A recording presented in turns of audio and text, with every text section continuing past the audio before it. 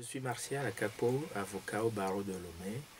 Je suis également enseignant de droit et je pourrais dire que cet ouvrage est l'œuvre d'une thèse en droit qui a été soutenue à l'université de Nice sous la direction du professeur Racine, qui a d'ailleurs rédigé la préface de l'ouvrage. Cet ouvrage a reçu le prix de thèse de l'université de Nice et une autorisation de publication. Alors, de quoi parle-t-il? Il parle de l'arbitrage dans l'espace OHADA.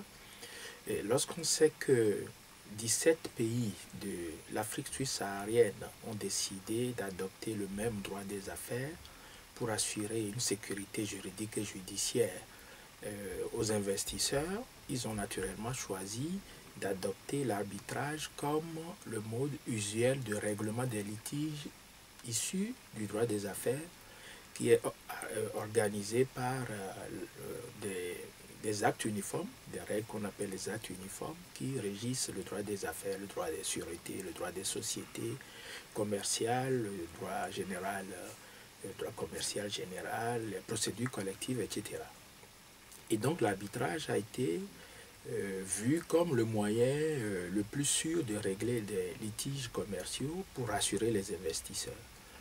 Et le législateur OHADA est allé très loin en adoptant la conception moniste, donc très libérale, du droit de l'arbitrage. Le législateur OHADA est allé même au-delà du droit français de l'arbitrage, qui consacre déjà un certain libéralisme qui parfois est critiquable. Ici, on n'a pas tenu compte vraisemblablement des spécificités de l'Afrique, des sociétés africaines,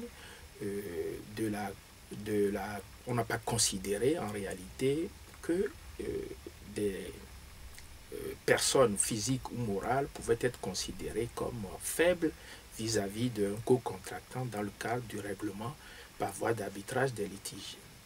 Donc notre travail a consisté à identifier la notion de partie faible dans l'arbitrage OHADA et à faire en sorte que là où le législateur a pas tenu compte des faiblesses, qu'on puisse les ressortir et faire des propositions concrètes au législateur OHADA pour remédier à cette question de faiblesse d'une partie et à assurer une protection efficace de la partie faible dans l'arbitrage OHADA.